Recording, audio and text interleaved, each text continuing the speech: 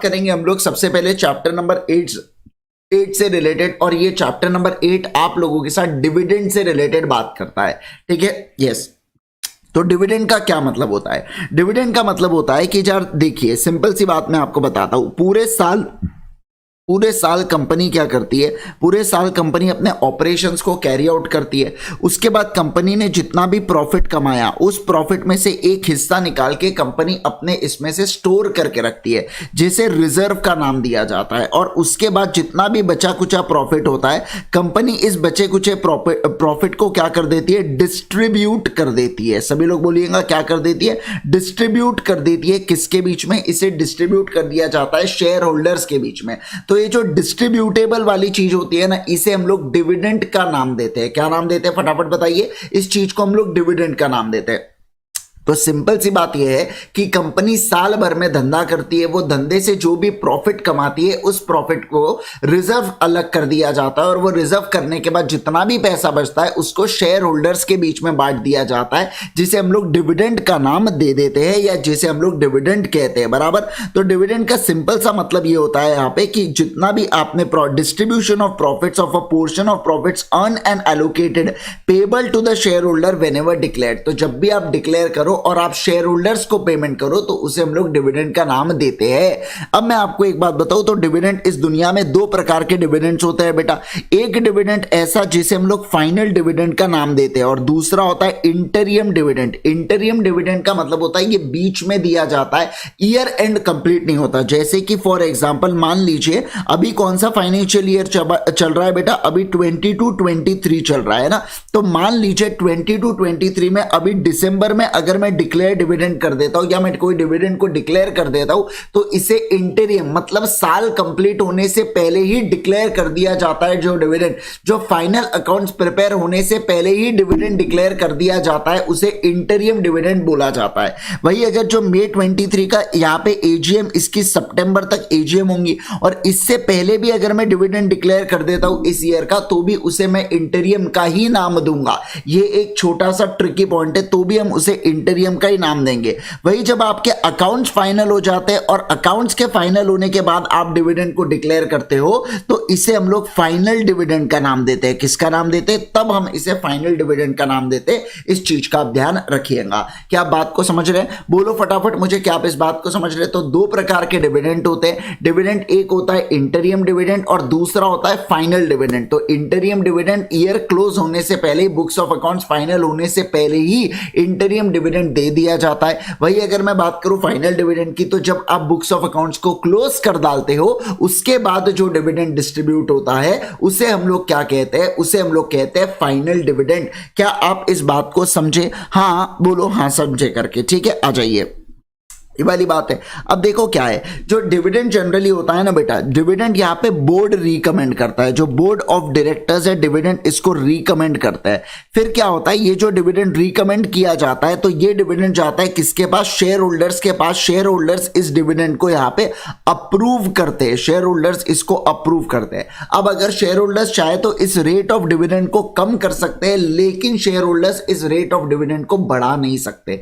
मतलब मैं ये कह रहा हूं आपके साथ, मान लीजिए बोर्ड ऑफ डायरेक्टर्स ने 10% का डिविडेंड डिक्लेयर देने की बात की, शेयर होल्डर्स इसको 10 से नीचे कर सकते हैं, लेकिन क्या 10 से ऊपर शेयर होल्डर इसको कर सकते हैं? क्या नहीं कर सकते। बस ये वही चीज कहने की कोशिश कर रहा है। एक और बात बता दूं, जो डिविडेंड का रेट होता है, ये डिक्लेयर किया जाता है नॉमिनल वैल्यू के ऊपर। किसके ऊपर?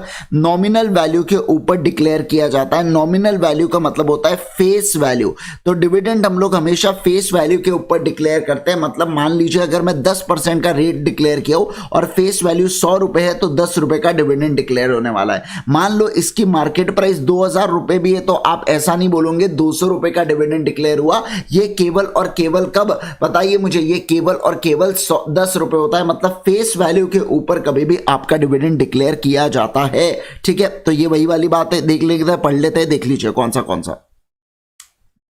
Unless declared by the share holder by ordinary resolution rate commended, ये यहाँ पे डिसाइड करते हैं। तो ऐसे केस के अंदर यहाँ पे केवल और केवल डिविडेंड को देखिए क्या किया जाता है, हायर देन को आप यहाँ पे कर सकते हो क्या, नॉट परमिटेड, मतलब आप कम कर सकते हो, ज्यादा नहीं, और डिविडेंड आपके नॉमिनल या फेस वैल्यू के ऊपर दिया जाता है, ऐसी वाली बात यहाँ पे की गई है। अब दो प्रकार के डिविडेंड होता है बेटा, और वो कौन से तो आप सभी लोग जानते हो, एक होता है इंटीरियम, दूसरा होता है फाइनल डिविडेंड। इसके बारे में अभी हमने कुछ देर पहले ही पढ़ा। इंटीरियम डिविडेंड मतलब ये बोर्ड ऑफ डायरेक्टर्स इसको रिकमेंड करते हैं at any time during the period from the closure of financial year till the holding of AGM, है ना। तो ऐसे केस में कभी भी इसे हम लोग डिक्लेयर कर सकते हैं क्लोज, मतलब सिंपल सी बात है, बुक्स ऑफ अकाउंट्स को क्लोज होने से पहले। एजीएम होना का मतलब होता है कि यार सीधी सी बात है, बुक्स ऑफ अकाउंट्स को क्लोज होने से पहले आप जब भी रेट ऑफ डिविडेंड, आप जब भी डिविडेंड को डिक्लेयर करते हो तो उस चीज को हम लोग इंटीरियम डिविडेंड का नाम दिया जाता है। अब देखिए, अगर इंटीरियम डिविडेंड आपका प्रॉफिट्स के कारण हुआ है तो ऐसे केस के अंदर हमें कोई दिक्कत नहीं है, आपको जो रेट से देना है दीजिए, हमें कोई फर्क नहीं पड़ता। मतलब क्या, अगर आपके करंट ईयर में, समझना, अगर आपके करंट ईयर में क्या है, आपके करंट ईयर में प्रॉफिट्स है, रुको मैं आपके साथ इंटीरियम डिविडेंड की बात कर रहा हूं। तो इंटीरियम डिविडेंड क्या कहता है, अगर आपके पास करंट ईयर में प्रॉफिट्स है तो ऐसे केस के अंदर हमने कोई रेट के लिमिट को प्रिस्क्राइब नहीं किया, लेकिन अगर आपका करंट ईयर में लॉस है और आप फिर भी इंटीरियम डिविडेंड देना चाहते हो अपने प्रीवियस रिजर्व में से, अपने प्रीवियस प्रॉफिट्स में से, तो ऐसे केस के अंदर आपने क्या करना चाहिए, आपने एवरेज ऑफ 3 फाइनेंशियल ईयर लेना चाहिए। जो पिछले 3 साल के एवरेज रेट थे, मान लीजिए जैसे 10, 20 और 30, अगर ये ऐसे रेट होते डिवाइड बाय 3 कर देना, मतलब 60 डिवाइडेड बाय 3 20% का एवरेज आता, तो आपका जो रेट ऑफ डिविडेंड है वो 20% से ज्यादा नहीं होना चाहिए। मतलब एक कैपिंग लिमिट लगा देता है ये एवरेज ऑफ 3 फाइनेंशियल ईयर का। तो ऐसे केस के अंदर क्या बोला गया कि इंटीरियम डिविडेंड के केस में करंट फाइनेंशियल ईयर में अगर प्रॉफिट होता है तो रेट ऑफ डिविडेंड का कोई हमारे ऊपर लिमिट नहीं है, आप कोई भी रेट से दीजिए, हमें कोई फर्क नहीं पड़ता। लेकिन अगर आपको लॉस होता है तो आपको एवरेज लेना होगा पिछले 3 सालों का, और 3 सालों का आप एवरेज लेंगे, वो रेट जो निकलेगा वो रेट से ज्यादा रेट का डिविडेंड आप नहीं डिक्लेयर कर सकते। ऐसी वाली बात यहां पे इन्होंने की है। अगर किसी साल के अंदर मान लीजिए डिविडेंड डिक्लेयर नहीं हुआ है तो आप इसको जीरो ट्रीट कर लीजिएगा, जैसे 10, 0 और 30 करके, तो 40 डिवाइडेड बाय 3 आप करके एवरेज रेट निकाल लेना अगर किसी साल डिविडेंड डिक्लेयर नहीं होता है तो। ठीक है, आ जाओ अब मैं आपको पढ़वा देता हूं अब क्या क्या लिखा है करके यहां पे। इफ एनी पर्सन, और कहा गया रे बाबा, ये तो चैप्टर 6 है, ये चैप्टर 8 है। हाँ देखो, interim dividend at any time from the final AGM, the declaration of dividend is done out of profit before the final adoption of accounts, therefore interim dividend is said to be declared and paid between the 2 AGMs करके। अब sources कौन से हो सकते हैं, जो आपका surplus in profit and loss account है, या जो प्रॉफिट्स ऑफ फाइनेंशियल ईयर है जिसका आप डिविडेंड डिक्लेयर कर रहे हो, या जो भी इस मतलब profit generated in the financial year till the quarter preceding the date of declaration of interim dividend. मतलब ये जो बात कर रहा है कौन सा, जैसे फॉर एग्जांपल मान लीजिए एक साल में कितने क्वार्टर्स होते हैं, एक साल में 4 क्वार्टर्स होते हैं ना। तो अभी हमारे, अगर मैं आज की बात करूं तो अभी 3 नवंबर चल रहा है, तो ऐसे केस में 2 क्वार्टर्स ऑलरेडी निपट चुके हैं, अप्रैल मई जून वाला, और उसके बाद जुलाई अगस्त सितंबर, है ना। तो ये 2 क्वार्टर्स को मिला के अगर आपका प्रॉफिट है तो हम लोग कहेंगे कि up to the preceding quarter हमारे पास प्रॉफिट जनरेट हुआ है, तो मैं कोई भी रेट से डिविडेंड को डिक्लेयर कर सकता हूं। लेकिन अगर मैं लॉस इंश्योर होता है मुझे, तो अगर मुझे लॉस होता है तो मेरा जो फाइनल रेट है ना बेटा, वो कितना होने वाला है, 3 फाइनेंशियल ईयर का एवरेज लेके मैं यहां पे डिविडेंड को पे करने वाला हूं। ऐसी वाली बात यहां पे की गई है। क्या आप बात को समझे सभी लोग, बताइए मुझे, है ना। काफी सिंपल, ये चार्ट की मदद से और ज्यादा सिंपल कि इंटीरियम डिविडेंड करंट ईयर में अगर प्रॉफिट है up to the preceding quarter, तो ऐसे केस में आपका रेट वगैरह कोई एप्लीकेबिलिटी नहीं आती। दूसरा, अगर आपको लॉस है तो पिछले 3 फाइनेंशियल ईयर का आप एवरेज ले लीजिएगा और उसकी मदद से आप यहां पे डिविडेंड को डिक्लेयर कर सकते हैं। समझ गए बात को? Yes sir. अब जो भी रेट ऑफ डिविडेंड डिक्लेयर करते हो इसको आपको 5 दिनों के अंदर शेड्यूल बैंक में अलग करना होता है। इनफैक्ट जब आप डिविडेंड को डिक्लेयर करते हो तो मैं आपको अब ये भी बतवा ही देता हूं, जैसे देखो आपने डिविडेंड को डिक्लेयर किया है ना, डिविडेंड को आपने क्या किया, डिक्लेयर किया, तो ऐसे केस के अंदर आपको क्या करना होता है, यहां पे सबसे पहली बात तो 30 दिन के अंदर ये डिविडेंड पे हो जाना चाहिए। लेकिन उससे पहले इसको आपको क्या करना है, 5 दिन के अंदर एक शेड्यूल बैंक में डिपॉजिट कर लेना। है ना, शेड्यूल बैंक के अंदर इसको अलग से डिपॉजिट कर लेना। अब 30 दिन के अंदर आपने पे नहीं किया तो कितने दिनों में, 7 दिनों के अंदर आप इसको अनपेड डिविडेंड अकाउंट में डिपॉजिट करोगे, है ना। और उसके बाद जब से आपने डिपॉजिट किया है वहां से बेटा अगर मैं बात करूं आप लोगों के साथ, तो 90 दिनों के अंदर आप लिस्ट बना लेना कि किन किन लोगों ने अभी तक डिविडेंड को क्लेम नहीं किया है और उसको अपने वेबसाइट के ऊपर, रजिस्ट्रार के ऊपर उनको भेज दीजिएगा। समझ रहे बात को। अब अगर 7 साल तक ये पैसा अनक्लेम्ड लिया जाता है तो इसको IEPF अकाउंट में हम लोग ट्रांसफर कर देते हैं। अनपेड डिविडेंड अकाउंट में अगर आप लेट करते हो पैसा डालने से 12% का ब्याज, और 30 दिन से ज्यादा लेट पे किया 18% का ब्याज आपको देना पड़ता है। किसको? शेयर होल्डर्स को। ऐसी वाली बात यहां पे की गई है। क्या आप बात को समझे? Yes sir. अगर किसी शेयर के ऊपर कंटिन्यूस 7 साल तक डिविडेंड क्लेम नहीं होता है तो वो शेयर, मैं क्या बात कर रहा हूं, वो शेयर की बात कर रहा हूं, वो शेयर भी IEPF अकाउंट के अंदर ट्रांसफर हो जाता है। इस बात का आप ध्यान रखिएगा जो मैं आपके साथ अभी कहा। आ जाइए अब फाइनल डिविडेंड की अगर मैं बात करूं तो यहां पे क्या होता है, ये डिक्लेयर किया जाता है, AGM के अंदर डिक्लेयर किया जाता है। यहां पे रिकमेंड करते हैं बोर्ड मेंबर्स, और जो मेंबर्स होते हैं ना बेटा, यहां पे बोर्ड मेंबर्स यहां पे ये करते हैं, और मेंबर्स के पास चांसेस होता है कि वो चाहे तो रेट को कम कर सकते हैं। इंटीरियम डिविडेंड के केस में मेंबर्स का कोई भी सहारा नहीं लिया जाता है, केवल और केवल बोर्ड ही फाइनल कर डालते हैं, सब कुछ बोर्ड ही कर डालते हैं, वहां पे सब कुछ बोर्ड ही निपटा डालते हैं। ठीक है, आ जाइए अब देखो कौन सा, एक क्विक समरी यहां पे देके रखिए डेफिनेशन की। इंटरियम डिविडेंड यहाँ पे पेड किया जाता है बिटवीन द ईयर। ये फाइनल डिविडेंड रिकमेंड करते हैं बोर्ड, जो अप्रूव करते हैं share holders in AGM। Announcement by the board of directors, यहाँ पे बोर्ड करते हैं लेकिन अप्रूव शेयर होल्डर्स करेंगे। Time of declaration before preparation होता है, ये after preparation of financial statements होते हैं। रिवोकेशन, मुझे आप एक बात बताइए, क्या आप इसको रिवोक कर सकते हो क्या? इंटरियम डिविडेंड को with the consent of all share holders आप डेफिनेटली रिवोक कर सकते हो। लेकिन वही अगर मैं बात करूं आपके साथ आफ्टर द प्रिपेयर, यहाँ पे क्या आप इसको रिवोक कर सकते हो क्या? नहीं। एक बार आपने डिविडेंड डिक्लेयर कर दिया तो वो आपके लाइबिलिटी की तरह हो जाता है, वो आपके डेट की तरह होता है। यू हैव टू पे फॉर इट, इसका ध्यान रखिएगा, है ना। तो आप इसको रिवोक नहीं कर सकते। उसके बाद provision in the articles, it is declare only when the article specifically इसके बारे में कहते हैं तभी डिक्लेयर करते हैं। लेकिन फाइनल डिविडेंड के केस में एज सच कोई आर्टिकल वगैरह की रिक्वायरमेंट नहीं होती, हम लोग ऐसे भी कर सकते हैं, कोई दिक्कत की बात उसके अंदर नहीं होती है। राइट हो? यस।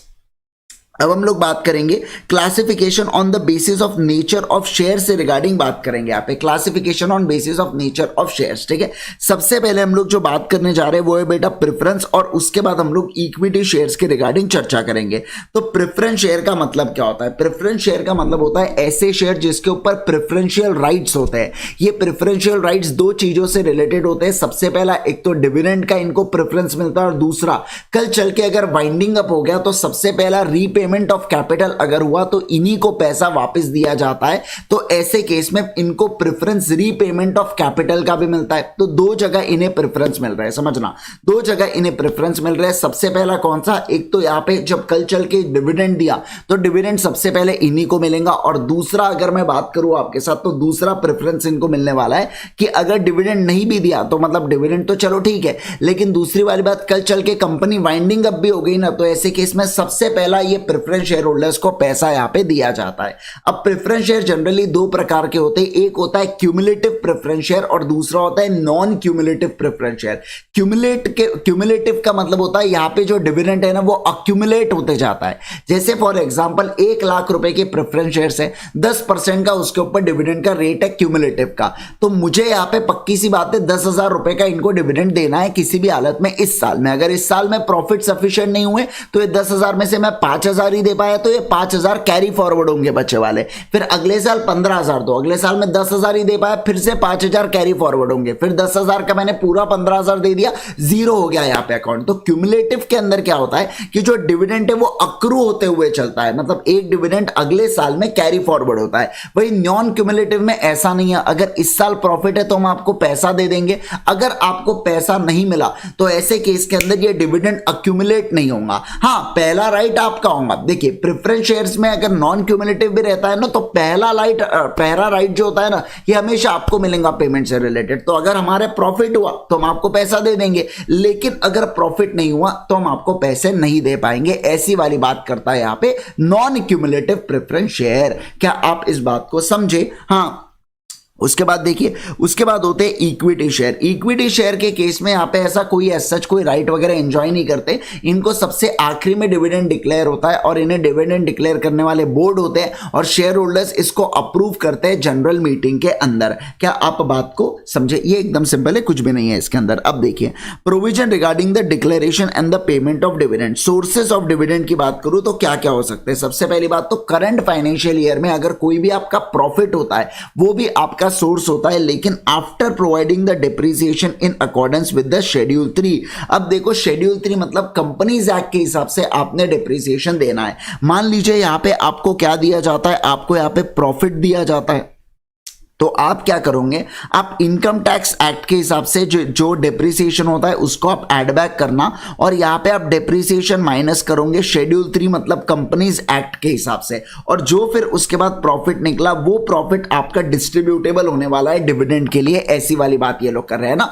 तो प्रॉफिट आपको अराइव करना पड़ेगा आफ्टर डिप्रिसिएशन, लेकिन विथ शेड्यूल 3, और शेड्यूल 3 की यहां पे बात की जा रही है। उसके बाद देखिए क्या, profit of any previous financial year. अगर कोई पिछले साल के प्रीवियस फाइनेंशियल ईयर है जो कैरी फॉरवर्ड के प्रॉफिट्स है, फ्री रिजर्व्स वगैरह हुए, अदर रिजर्व्स हुए, तो ऐसे केस के अंदर आप इसका भी इस्तेमाल कर सकते हैं, है ना। और अगर मतलब देखो, मतलब बेसिकली अगर मैं बात करूं डिविडेंड के लिए, आप करंट ईयर का प्रॉफिट या प्रीवियस ईयर के जो भी आपके कैरी फॉरवर्ड प्रॉफिट है या उनमें से दोनों का आप इस्तेमाल कर सकते हैं, जैसे बोथ ए एंड बी का इस्तेमाल कर सकते हैं। लेकिन कभी कभार क्या होता है, गवर्नमेंट कंपनी के केस में गवर्नमेंट ग्रांट्स देती है कि एक काम करो, हम आपको पैसा देते हैं, आप लोगों में बांटो करके।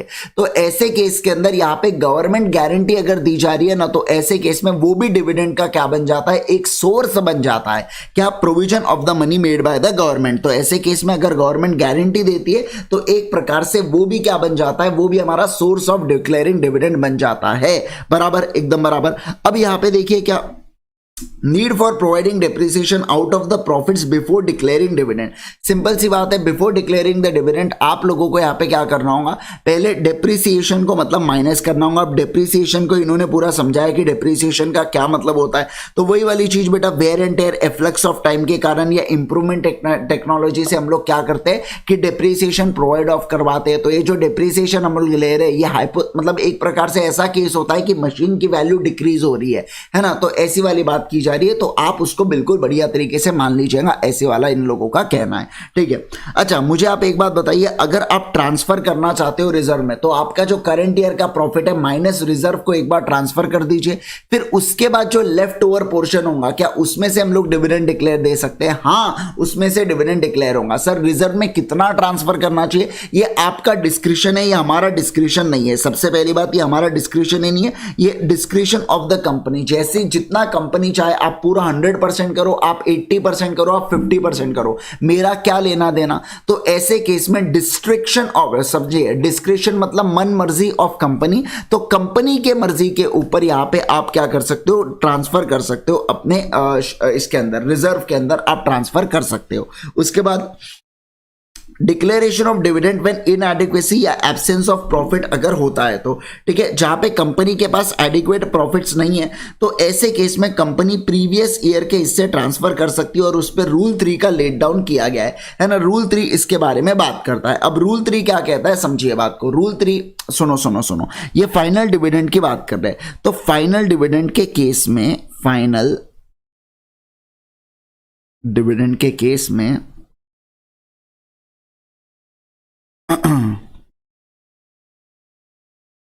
अगर आपको करंट ईयर में प्रॉफिट है तो कोई रेट नहीं है, लेकिन अगर आपको करंट ईयर में लॉस है ना, तो ऐसे केस में रूल 3 लगता है। रूल 3 3 कंडीशन के बारे में कहता है। सबसे पहला कि आपको एवरेज लेना होगा पिछले 3 सालों का, वो रेट के ऊपर आप डिविडेंड नहीं दे सकते।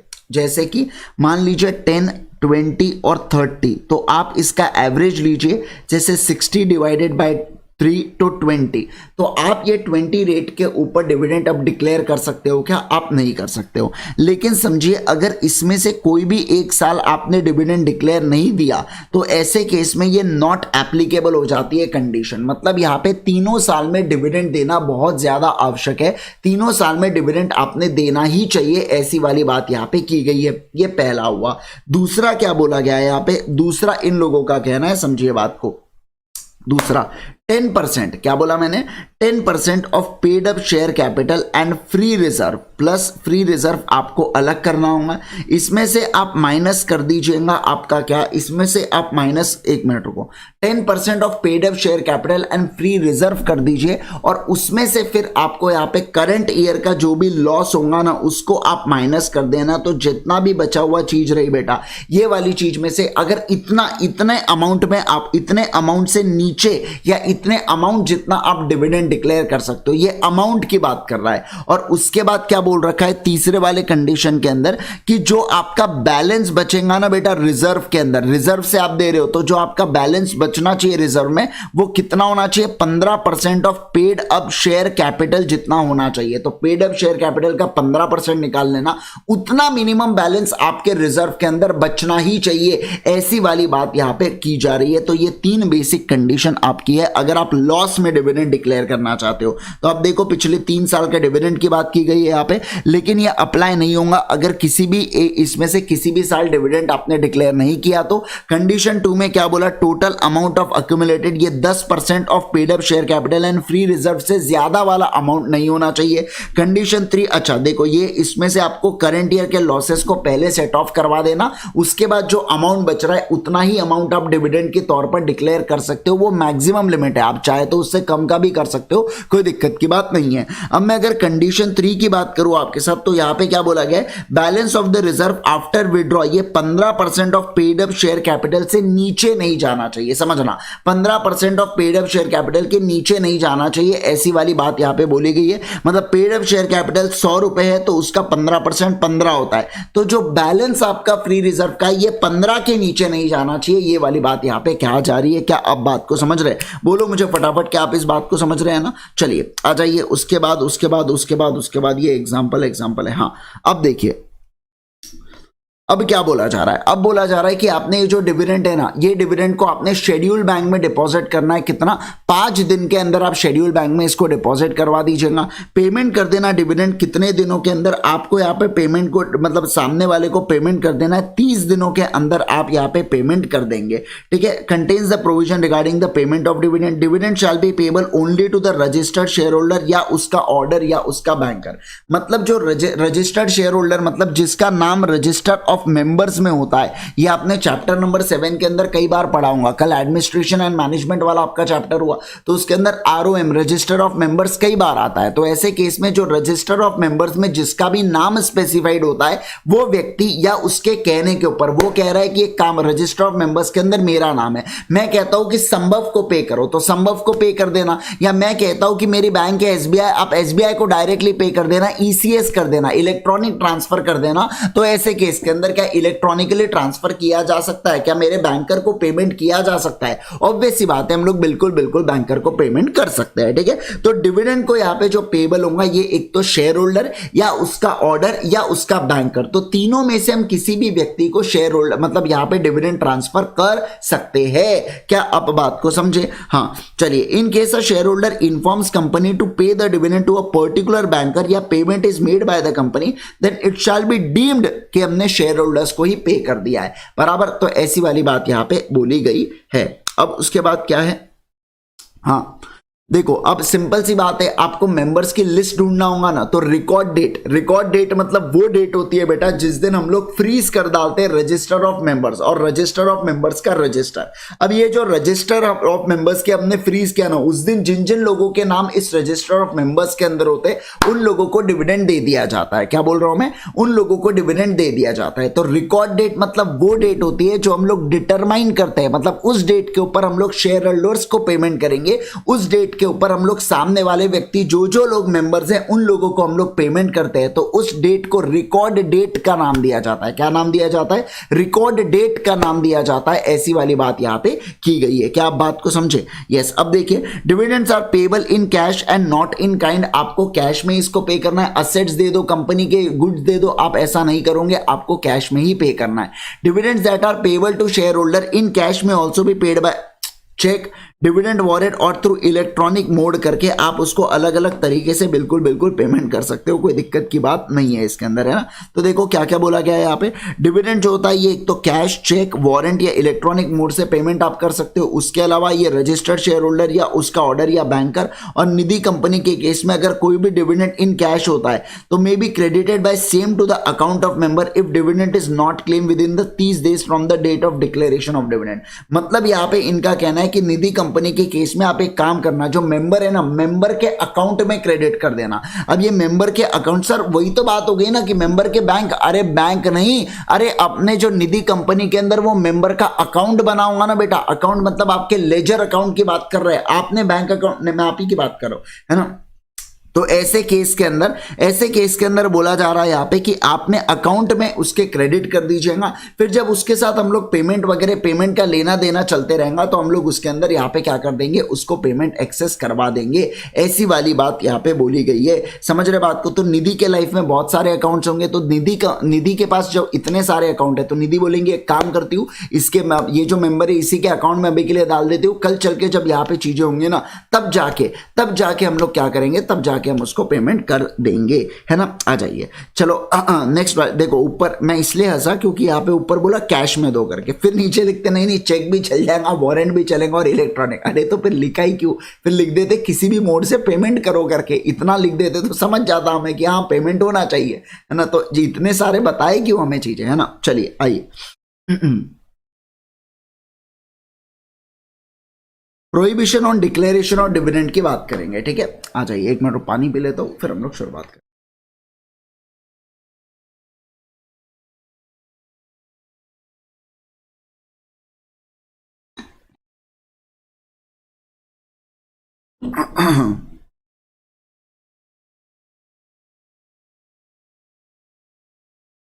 देखिए यहां पे बोला जा रहा है as long as company deposits, मतलब वो जो डिपॉजिट चैप्टर के अंदर सेक्शन नंबर 23 और सेक्शन नंबर 74 का अगर उल्लंघन करती है ना, तो ऐसे केस के अंदर हम कंपनी को यहाँ पे डिविडेंड डिक्लेयर नहीं करने देंगे। और दूसरा सेक्शन 8 कंपनी को तो वैसे ही बेटा यहाँ पे डिविडेंड डिक्लेयर देने से मना किया जाता है, ठीक है। चलिए आइए, अब उसके बाद अगर मैं बात करूं अनपेड डिविडेंड अकाउंट की, आप लोगों के साथ चर्चा करूंगा। अनपेड डिविडेंड अकाउंट का मतलब क्या होता है कि अगर 30 दिन के अंदर आप यहाँ पे डिविडेंड को पे नहीं करते हो तो उसके बाद अगले 7 दिनों के अंदर आपने अनपेड डिविडेंड अकाउंट के अंदर पूरे इस डिविडेंड के पैसे को ट्रांसफर कर देना होता है। तो ये देखो वही लिखा गया है 30 दिन और 7 दिन करके, जिससे आप चीजों को समझ जाओगे, ठीक है। अब इसका आप स्टेटमेंट प्रिपेयर करोगे और 90 दिनों के अंदर ये स्टेटमेंट कहां पे चले जाना चाहिए, ये स्टेटमेंट आरओसी के पास चले जाना चाहिए। उसके बाद अगर मैं बात करूं आपके साथ वेबसाइट ऑफ कंपनी के ऊपर भी चले जाना चाहिए, और गवर्नमेंट मतलब और एनी अदर वेबसाइट जो सेंट्रल गवर्नमेंट अप्रूव करती है इस पर्पस के लिए, वहां पे भी ये नाम चले जाने चाहिए। अब वो लिस्ट के अंदर होता क्या है, नाम होता है, सरनेम होता है और एड्रेस होता है, ये 3 चीजें होती है उस लिस्ट के अंदर। तो 90 दिनों के अंदर आपने पूरा ये कार्यक्रम कर डालना है। Payment of interest in default transferring back to the amount, अगर आप यहाँ पे अनपेड डिविडेंड अकाउंट में 7 दिनों के अंदर ट्रांसफर नहीं करते हो तो ऐसे केस के अंदर आपको रेट ऑफ इंटरेस्ट कितना लगने वाला है, 12% का ब्याज दर आपको लगने वाला है, ऐसी वाली बात है। अब मान लीजिए मैं क्लेमेंट हूं, मैंने पहले डिविडेंड को क्लेम नहीं किया था, तो ऐसे केस में मुझे अनपेड डिविडेंड अकाउंट को मतलब मैं क्या अप्लाई कर सकता हूं कंपनी को कि देखो अनपेड डिविडेंड अकाउंट के लिस्ट में मैंने देखा कि मेरा नाम है करके, प्लीज मुझे इसका पेमेंट कर दो। क्या मैं कंपनी को अप्लाई करूंगा, कंपनी को अप्लाई करना है, ध्यान रखना इसका। आप आरओसी के पास नहीं जा सकते वो अनपेड डिविडेंड अकाउंट का पैसा दो करके, आरओसी के पास इतना फुकटू समय नहीं है, अगर है भी तो आपके लिए नहीं है, समझ रहे। तो ऐसे केस के अंदर अगर मैं बात करूं ना तो अप्लाई किया जाएगा बेटा किसे, कंपनी को आप अप्लाई करोगे कि आपने मेरे पैसे को अनपेड डिविडेंड अकाउंट में डाला, कृपया करके मुझे उसका पेमेंट कर दीजिए। फिर उसके बाद अगर समझिए 7 साल तक अगर ये अनपेड डिविडेंड अकाउंट में कोई हलचल नहीं होती है, हलचल मतलब आपके पैसे से रिलेटेड कोई हलचल नहीं होती है, तो ऐसे केस के अंदर हम लोग बोलेंगे 7 साल बाद ये आईईपीएफ अकाउंट में ट्रांसफर कर दिया जाएगा। मतलब investor education and protection fund करके एक फंड होता है जिसमें हम लोग इन्वेस्टर को एजुकेट करने के लिए या उनको प्रोटेक्ट करने के लिए आईईपीएफ में से पैसा खर्चते रहते हैं, और ऐसे केस में हम लोग कहेंगे कि इस अकाउंट में ट्रांसफर कर दीजो, क्योंकि कंपनी वो तुम्हारा पैसा नहीं है, एक बार तुमने डिविडेंड डिक्लेयर कर दिया तो वो तुम्हारा डेट बन जाता है, पाप है उसको अपने पास रखना, ऐसे पाप को मत रखो, ये पाप का भागीदार हमें बना दो, ऐसा गवर्नमेंट कहता है। हम खुशी खुशी इस पाप का भार उठा लेंगे, है ना, ऐसा जबकि कंपनी के पास रहने देना चाहिए, क्योंकि कंपनी का प्रॉफिट है यार, भले उन्होंने डिविडेंड डिक्लेयर किया।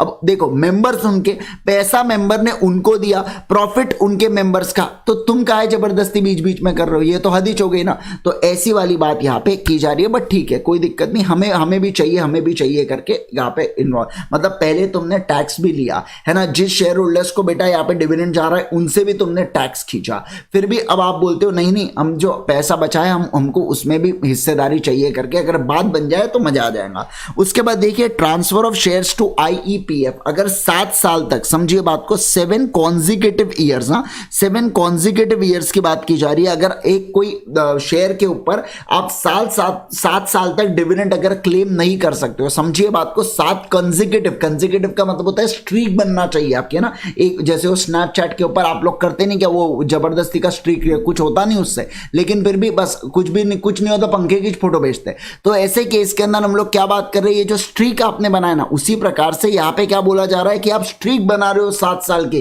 कि बोले डिविडेंड डिक्लेयर नहीं किया, तो ऐसे केस में उसे क्या बोला जाता है, एक काम करिए शेयर्स को हमें ट्रांसफर कर दे करके, है ना, हमें शेयर्स को ट्रांसफर कर दे, ऐसी वाली बात यहाँ पे की जा रही है। तो आपको शेयर्स को भी ट्रांसफर करना होता है आईईपीएफ अकाउंट के अंदर, ये वाली बात यहाँ पे बोली गई है, बहुत जोरदार sir. Right of a owner to transfer share of reclaim, अब मान लीजिए मेरे शेयर आईईपीएफ में चले गए, तो क्या मैं अप्लाई कर सकता हूं क्या, हे आईईपीएफ प्लीज मेरे शेयर मुझे लौटा दो ना प्लीज, है ना, तो ऐसे केस के अंदर मैं डेफिनेटली रिक्लेम कर सकता हूं, यहां पे ऐसा बोला जा रहा है। अब देखो ये चार्ट की मदद से आपको समझा देता हूं, डिविडेंड के मजे आप डिविडेंड बोल रहा हूं सॉरी, कॉन्ट्रावेंशन पेनल्टी के मजे आप लीजिएगा, ठीक है, क्योंकि हर एक सेक्शन में पेनल्टी है, हर एक सेक्शन को मैं पढ़ाता गया, याद आपको होता नहीं है, और फिर आप बोलोगे सर कंफ्यूजन अलग मार रहा है करके, तो कंफ्यूजन उससे अच्छा पढ़ो ही नहीं, कंफ्यूजन ही नहीं, है ना।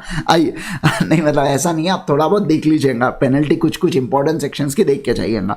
डिविडेंड डिक्लेयर जो किया जाता है वो 30 दिन के अंदर पेड हो जाना चाहिए, पेड या क्लेम नहीं हुआ तो 7 दिनों के अंदर अनपेड डिविडेंड अकाउंट के अंदर डाल देना, नहीं डालोगे 12% का ब्याज दर हम आपको लगाएंगे, जो अल्टीमेटली मेंबर्स को डिस्ट्रीब्यूट हो जाता है प्रो रेटा बेसिस पे। 90 दिनों तक बेटा आपको स्टेटमेंट प्रिपेयर करना होगा, नाम, लास्ट नोन एड्रेस और अनपेड डिविडेंड अमाउंट कितना है इसको आप प्लेस कर दोगे वेबसाइट के ऊपर, या गवर्नमेंट भी अगर कोई वेबसाइट बताती है तो उसके ऊपर। 7 सालों तक पैसे को किसी ने टच भी नहीं किया तो ऐसे केस के अंदर हम लोग बोलेंगे इसको ट्रांसफर कर डालो बेटा आईईपीएफ के अंदर, हमें दे दो, कोई दिक्कत की बात इसके अंदर नहीं है, ठीक है। आ जाओ अब मैं आपके साथ आईईपीएफ से रिगार्डिंग चर्चा करता हूं कि क्या होता है investor education and protection fund का मतलब क्या होता है और ये क्या क्या चीजों को रिलेटेड यहां पे बात करता है। देखिए investor education and protection fund, ये बेसिकली फंड है क्या, तो यहाँ पे investor education and protection fund ये क्या है, fund is establish by central government, है ना, और जिसके अंदर बहुत सारे चीजों से रिलेटेड यहाँ पे क्या होता है ट्रांसफर्स आपको आते हैं, अनयूटिलाइज रिफंड हो गए, प्रमोशन, ये क्या प्रमोट करता है देख लो, यहाँ पे आपको पूछ लिया गलती से इसमें एमसीक्यू में तो आपको आना चाहिए ना, तो ये प्रमोट करता है इन्वेस्टर के अवेयरनेस को, protection of interest of investors को, तो इसको क्या करते हैं फटाफट बताइए ना, तो इसको ये वाली बात यहां पे की जा रही है। रमन भाई मैंने वो उसके कमेंट सेक्शन के अंदर डाल भी रखा था, दो जगह स्ट्रीम है तो मैं दो जगह कैसे मतलब लाइव जा सकता हूं ना, मैं अकेला इंसान क्या क्या करेगा, तो ऐसी वाली बात है, तो इसलिए मैंने उनको बोला भी यार हटा दो प्राइवेट उस इवेंट को, जैसे कल भी क्रिएट कर दिए थे तो प्राइवेट करो करके, छोड़ो आने दो। तो ऐसे केस के अंदर अगर मैं बात करूं आपके साथ तो हम लोग कौन से अमाउंट से क्रेडिट कर सकते हैं, आ जाइए देखते हैं हम लोग कौन से, प्लीज अगर वो चैनल के ऊपर कोई है तो उन्हें बता दीजिए कि भाई इधर चल रहा है करके सेशन में, तो आधे उधर ही रुक गए, आएंगे करके सर हमारे जरूर आएंगे करके, है ना, 36-40 मिनट हो गए तो लोग इंतजार ही कर रहे, लगता है मेरा नेट नहीं चल रहा, तो ऐसा नहीं कि हो सकता है कि मतलब खैर आइए ध्यान दीजिए। तो मैं अगर बात करूं आपके साथ तो credit of specified amount to a fund, अब हम लोग क्रेडिट मतलब इस अकाउंट के अंदर आईपीएफ के अंदर कौन से अमाउंट्स क्रेडिट किया जा सकता है, तो सेंट्रल गवर्नमेंट कभी कभार खुले मन से, जब सेंट्रल गवर्नमेंट बहुत खुश होती है बेटा तो वो ग्रांट्स देती है, डोनेशंस वगैरह बांटती है एकदम खुले मन से, समझ रहे बात को, है ना, तो देखिए ग्रांट्स देती है, डोनेशंस देती है। अब ये जो ग्रांट्स होते हैं ना बेटा ये स्पेसिफिक पर्पस के लिए दिए जाते हैं, तो स्पेसिफिक पर्पस नेचर के ग्रांट्स दिए जाएंगे, और डोनेशन में एज सच कुछ ये नहीं होता, बस दे दिया जाता जाता है, जो करना है करो। जैसे मैं आपको समझिए, मैं आपको कोई चीज को लेके पैसा दूं कि इस पैसों से फोन ही खरीदना, तो ये ग्रांट हुआ। लेकिन डोनेशन में ऐसा कुछ नहीं होता, आपको जो मनमर्जी है वो करो बेटा, कोई दिक्कत की बात ही नहीं है इसके अंदर, है ना। तो ऐसी वाली बात यहां पे बोली जा रही है। दूसरा अगर मैं बात करूं आप लोगों के साथ, देखिए दूसरा, तीसरी चीज कौन सी है, amount lying in the unpaid dividend account. 7 सालों तक अगर अनपेड डिविडेंड अकाउंट में कोई चीज पैसा रह गया तो आईपीएफ बोलता है मुझे दे दे, अरे थोड़े छींटे हम पे भी उड़वा दे। उसके बाद देखिए क्या, amount in the general revenue account of the central government.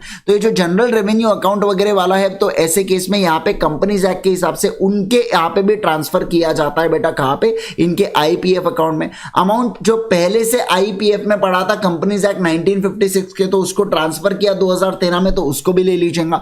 फिर जो इतना सारा पैसा है, अब आईपीएफ करेगा क्या, तो आईपीएफ इसको इन्वेस्ट करता है इधर उधर, तो उसके ऊपर इंटरेस्ट कमाएगा। तो जो इंटरेस्ट कमा रहा है वो भी, तो इन्वेस्टमेंट के ऊपर जो भी इनकम हुई बेटा, तो वो सारी इनकम यहां पे आ जाती है। फिर अमाउंट रिसीव थ्रू डिसगॉर्जमेंट या डिस्पोजल ऑफ सिक्योरिटी, जैसे हर्षद मेहता ने बहुत बड़ा कांड पीट दिया। अब ऐसे केस के अंदर क्या होता है, इसकी जो सिक्योरिटीज है उसको डिसगॉर्ज कर दिया जाता है, मतलब उसने जितने भी शेयर्स वेयर खरीदे होंगे या उसके स्टेक में जितने भी शेयर्स है उसको जब्त कर लिया जाता है। तो जब्त करके करे क्या, तो डिसगॉर्जमेंट अमाउंट इस अमाउंट के अंदर डाल दीजिए, उसको इसके अंदर ऐड कर दीजिए करके, है ना। फिर बोला गया है कि एप्लीकेशन मनी, कंपनी के पास एप्लीकेशन मनी रिसीव हुआ, कंपनी ने शेयर्स अलॉट नहीं किए। अब मैं आप कंपनी ढूंढ रही है आपको कि एप्लीकेशन मनी तो ले ले, एप्लीकेशन मनी तो ले ले, आप मिल ही नहीं रहे। तो ऐसे केस के अंदर एप्लीकेशन मनी जो 7 साल तक अगर क्लेम नहीं हुआ तो मैं आपको सौंप दूंगा आईपीएफ। कंपनी तुम्हारे पास मत रखना, पाप है करके, ये पाप की कमाई मत करना, पाप की कमाई हमें दे दो, ऐसा आईपीएफ का कहना है। उसके बाद अगर कोई डिपॉजिट्स मैच्योर हो जाते हैं और सामने वाला व्यक्ति क्लेम करने नहीं आता है बेटा 7 सालों तक, तो वो मैच्योर डिपॉजिट्स को भी आपको क्या करना है, आईपीएफ को हैंडओवर कर दो, क्योंकि ये पाप की कमाई है और पाप की कमाई आपको कंपनी नहीं बचेंगी, किसको बचेंगी, आईपीएफ को बचेंगी। उसी प्रकार से सेम मैच्योर डिपॉजिट का कंसेप्ट है। इंटरेस्ट हो गया या amount receive from sale proceeds, मान लीजिए जैसे फॉर एग्जांपल कि 2 कंपनीज का अमलगमेशन हुआ जिसमें फ्रैक्शनल शेयर्स मिले, 7.5 शेयर्स मिले। अब 7.5 शेयर्स में आपको कैसे दूं, तो मैं आपको 7 शेयर दूंगा और जो 7.5 है मतलब 0.5 शेयर का पैसा दूंगा। मैं आपको ढूंढ रहा हूं बेटा, आप मिल ही नहीं रहे फिर से। तो ऐसे केस के अंदर मैं इसको आईपीएफ को अगर दे दूंगा, अगर 7 या उससे ज्यादा साल तक अगर वो क्लेम नहीं हुआ तो, बराबर ना। चलिए उसके अलावा अगर कोई रिडेम्पशन अमाउंट है प्रेफरेंस शेयर का जो अगेन अनक्लेम रह जाता है, या वो अदर अमाउंट जो भी स्पेसिफाइड होता है, ये सारी चीजें आपको क्या करना चाहता है, ये सारी चीजें आपको बेटा यहाँ पे इसको आईपीएफ के अंदर ये क्रेडिट की जाती है। ठीक है, तो ये पूरी बात है, आप इसके अंदर से मतलब आपको याद रह जाएंगे यार, ऐसी कोई बहुत भारी बात नहीं है। मैं आपको लगे तो रिकॉल करवा देता हूँ। देखो अनपेड डिविडेंड अकाउंट आपको आता ही चाहिए। फिर गवर्नमेंट से 2 चीजें, एक तो ग्रांट और दूसरा डोनेशन, ये भी पक्का। 3 पॉइंट अपने को आ गए। एप्लीकेशन का पैसा मिला, तो ऐसे केस में वो नहीं मिल रहा व्यक्ति, तो उसको भी डाल दो इधर मैच्योर डिपॉजिट और मैच्योर डिबेंचर, उसके ऊपर का इंटरेस्ट और फिर उसके बाद जो भी आपने इनकम फ्रॉम इन्वेस्टमेंट कमाया वो इसका ही पार्ट। 6-7 पॉइंट हो गए, बस जीवन धन्य हो गया अपना, उससे ऊपर का पूछ नहीं रहे ये लोग, है ना। तो ऐसी वाली बात यहाँ पे आ जाती है। तो कितना सिंपल है, मैं वही तो कह रहा हूं आपके साथ, सिंपल बहुत है, बस उसको टेक्निकली याद रखना अपने ऊपर आता है। ठीक है, चलिए आइए उसके बाद क्या बोला जा रहा है यहाँ पे, अदर अमाउंट जो रूल 3 ऑफ इन्वेस्टर्स, जो भी यहाँ पे बोला गया कौन से और अमाउंट्स हो सकते हैं, तो उसकी बात यहाँ पे की गई है। इसके अलावा income by way of any authority, sums collected by the authority, मतलब ये बाकी सारी चीजें और एनी अदर अमाउंट्स वाली चीजें आती है। एक्सेट्रा वाला पॉइंट, मतलब ढूंढने निकलोगे तो बहुत सारी चीजें आपको मिलती जाएंगी, लेकिन आपको क्या करना है, आपको इतने मेन 6-7 पॉइंट्स आपने ध्यान रख लिया, उतना ही जरूरी है अपने कॉपी के लिए, समझना। उतना ही अपने, इतने भी रिटेन होंगे ना 7-8 पॉइंट, तो बस बहुत है बेटा, उससे ऊपर और कुछ नहीं। ठीक है, अब बात आती है कि इस फंड को आप कहां पे यूटिलाइज करोगे करके, मतलब कि कहां पे आपको यूटिलाइज, कहीं ना कहीं तो इसको यूटिलाइज करना होगा ना, मतलब कुछ ना कुछ तो यूटिलाइज करोगे। तो डेफिनेटली हम लोग इसको यूटिलाइज करने की बारी हम लोग अभी देखने वाले कि फंड को आप कहां पे यूटिलाइज कर सकते हो। तो देखिए ये सारी चीजें बेटा जिसके लिए आप फंड को यूटिलाइज कर सकते हो। Refund of the unclaimed dividends, mature deposit, mature debentures या application money due for refund and interest thereon. मतलब क्या कि देखो जितने भी पैसे मैच्योर डिपॉजिट थे, मान लीजिए आपका डिपॉजिट मैच्योर हो गया था, 7 साल तक आप क्लेम करना भूल गए, ऐसे केस के अंदर कंपनी आईपीएफ को दे देती है। फिर अचानक से एक दिन आपको याद आता है कि अरे बाप बाप रे मेरे तो मैच्योर डिपॉजिट्स हो गए थे करके, तो ऐसे केस के अंदर आप क्या आईपीएफ को अप्लाई कर सकते हो? बिल्कुल कर सकते हैं। Same goes with the debentures and same goes with the dividend. तो ऐसे केस में आप रिफंड मांग सकते हो। राहुल गर्ग ऑब्वियस ही बात है, आप क्लेम कर सकते हो, है ना। पैसा वो आप उनकी भी एक लाइबिलिटी रहती है अगर ट्रू ओनर मिलने तक, है ना, ऐसी वाली बात। दूसरा, अगर आप इन्वेस्टर्स को अवेयरनेस एंड प्रोटेक्ट करने के लिए कुछ कैंपेन वगैरह रन करते हो तो उसके प्रमोशन के लिए। तीसरा, distribution of any disgorge fund या आइडेंटिफाइड एप्लीकेंट्स। मतलब क्या होता है, जैसे देखो हर्षद मेहता ने इतना बड़ा स्कैम किया, अब ऐसे केस में बहुत सारे लोगों को, मान लीजिए ये भावना वगैरह ने बहुत सारे पैसे लगा दिए थे भावनाओं में बहके, तो ऐसे केस के अंदर अब इसको नुकसान हो गया, तो अब ये नुकसान की भरपाई कराने की जिम्मेवारी किसकी? ये डिसगॉर्ज फंड में से जितना पैसा आया, मैं चाहूंगा कि जिन जिन लोगों को नुकसान हुआ है, जैसे भावना, ध्रुव, सिद्धार्थ, तो इन लोगों को मैं क्या करूंगा, इन लोगों को पेमेंट दूंगा। तो distribution of any disgorge fund amount the eligible and identifiable applicant, जिन लोगों को सही में मतलब मुश्किलें हुई है करके। उसके बाद क्या बोला जा रहा है यहाँ पे, reimbursement of legal expenses and pursuing class suits. कभी कभार क्लास सूट किया जाता है, जैसे अगर मैं बात करूं, एक क्लास ऑफ पर्संस कंपनी के अंदर केस डालते हैं और कुछ गलत हो रहा है उनके साथ, इसलिए केस डाला जाता है, तो उसके रिगार्डिंग जितने भी लीगल एक्सपेंसेस है ना, उस लीगल एक्सपेंसेस को भी कौन बेयर करता है? मैं बेयर करता हूं। ऐसी वाली बात यहाँ पे की जा रही है, और एक्सेट्रा एक्सेट्रा वाली चीजें आ जाती है, जो भी आईपीएफ से लेके इंसिडेंटल होता है वो सारी चीजें यहाँ पे आ जाती है, बराबर। अब application to the authority for payment करके, अब कौन से एप्लीकेशन टू द अथॉरिटी आपको करना होता है रिगार्डिंग द पेमेंट? तो आप या जो भी आईपीएफ की अथॉरिटी कॉन्स्टिट्यूटेड होती है ना सेक्शन नंबर 125 के अंदर, तो आपको उन लोगों को क्या करना होता है? रिक्वेस्ट करना होता है कि प्लीज हमारा पेमेंट कर दीजिए, है ना, प्लीज हमारा पेमेंट कर दीजिए करके। आइए, अब यहाँ पे कॉन्स्टिट्यूट किए गई है बेटा अथॉरिटी से रिलेटेड, तो बेसिकली यहाँ पे चेयरपर्सन एक्स ऑफिशियो, देखो मिनिस्ट्री ऑफ कॉर्पोरेट अफेयर्स का एक्स ऑफिशियो चेयरपर्सन अथॉरिटी होता है, मतलब जो भी सेक्रेटरी। अब एक्स ऑफिशियो का मतलब आपने जनरल क्लॉजेज एक्ट में पढ़ा हुआ है ये पोर्शन, कि जैसे जो सेक्रेटरी होता है मिनिस्ट्री कॉर्पोरेट अफेयर्स का, वो यहाँ पे चेयरपर्सन बनता है आईपीएफ अथॉरिटी का, तो उसकी वो सीट खाली, मतलब सेक्रेटरी की जॉब गई, तो ऐसे केस के अंदर हम लोग बात करेंगे ये भी जॉब गई करके, है ना। तो वो पोजीशन के कारण ये वाली पोजीशन उसे मिल रही है, अपन ने ऐसा जनरल क्लॉजेज एक्ट में पढ़ा था, तो ये वाली बात यहाँ पे आती है। इसके अलावा और 6 लोग होंगे बेटा, मैक्सिमम 7 की लिमिट, मतलब मैक्सिमम लिमिट 7 होती है, and a chief executive officer shall be the conveyor of the authority. ये आपको एमसीक्यू के लिए पूछा जा सकता है कि कौन सा व्यक्ति क्या क्या यहाँ पे होता है, ठीक है। प्रोविजन, अब ये सारे ऑफिसर्स, मतलब जितने भी ऑफिसर्स वगैरह लगेंगे, तो ये रिसोर्सेज को डालने की जिम्मेवारी किसकी होती है? ये सारे रिसोर्सेज को डिप्लॉय करने की जिम्मेवारी होती है सेंट्रल गवर्नमेंट की जिम्मेवारी, ठीक है। अच्छा, मुझे एक बात बताओ, ये किसके अंडर काम करेंगे? सीएजी के कंसल्टेशन के अंदर ये काम करते हैं। इनको कोई भी पैसा स्पेंड करना है तो ये केवल और केवल वही पर्पस के लिए जो अपन ने पढ़ा, उसी पर्पस के लिए मतलब ये खर्च कर सकते हैं। ऑडिट ऑफ फंड, इस फंड का ऑडिट करेगा कौन? सीएजी, क्योंकि गवर्नमेंट की अथॉरिटी है तो सीएजी ही यहाँ पे इनका ऑडिट करने वाली है।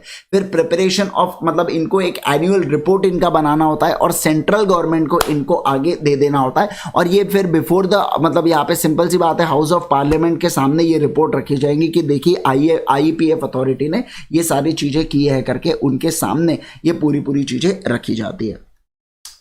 अब मैं अगर बात करूं right of dividend, right shares, bonus shares to be held in abeyance and pending registration of transfer. मान लीजिए अगर मैं बात करूं आपके साथ, ये सिद्धि ने शेयर बेचे बेटा तिशा को, अब ऐसे केस के अंदर तिशा ओनर है, लेकिन उसी बीच में मैं डिविडेंड डिक्लेयर कर देता हूं।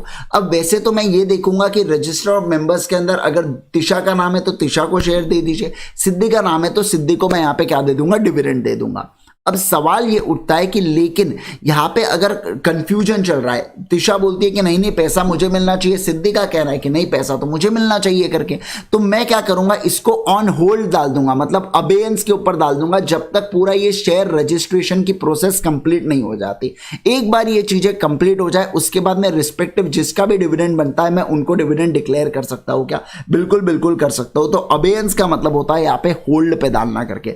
अगर मैं डिस्ट्रीब्यूट में पनिशमेंट यहाँ पे मिलती है मुझे, ऑब्वियस सी बात है 30 दिन के अंदर अगर मैंने डिविडेंड को डिक्लेयर नहीं किया, तो ऐसे केस के अंदर कितने प्रतिशत बेटा बताइए मुझे, कितने परसेंटेज के हिसाब से मुझे यहाँ पे ये किया जाता है? तो 30 दिनों के अंदर अगर हम लोग यहाँ पे डिविडेंड डिक्लेयर नहीं करते हैं तो यहाँ पे अपने को देखो time limit for distribution of dividend is 30 days, है ना। और पोस्टिंग ऑफ वारंट्स, और अगर देखो ये पेमेंट से रिलेटेड है, लेकिन अगर आप वारंट को पोस्ट कर रहे हो तो वारंट के केस में आपको 30 दिन के अंदर पोस्ट कर देना है। आपने पोस्ट कर दिया, हम मान लेंगे देंगे कि आपने पेड कर दिया करके, सामने वाले को 4 दिन बाद मिले, 10 दिन बाद मिले, 2 महीने बाद मिले, 7 साल बाद मिले, हमको कोई लेना देना नहीं।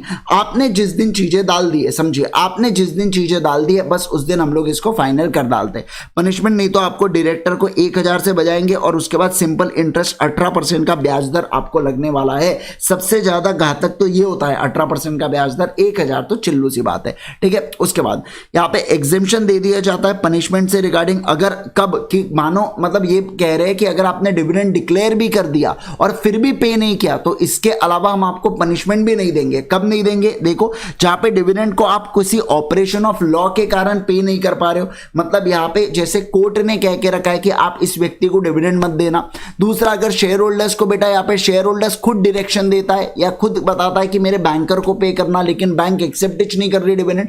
तीसरा, कोई डिस्प्यूट चल रहा है राइट टू रिसीव डिविडेंड, जैसे तिशा और यहाँ पे बात की गई है किसकी, सिद्धि की, तो कुछ डिस्प्यूट चल रहा है तो मैं रोक दूंगा इस बात को। फिर चौथा, अगर लॉफुली एडजस्ट आपसे पैसे लेना था, आपसे कुछ कॉल्स इन अरियर्स थे और आपको डिविडेंड देना था, मैं सेट ऑफ कर सकता हूं क्या, बिल्कुल कर सकता हूं। और कोई भी एनी अदर रीजन जो भी आप प्रिस्क्राइब कर सकते हो 30 दिन के अंदर आपको बता देना होता है।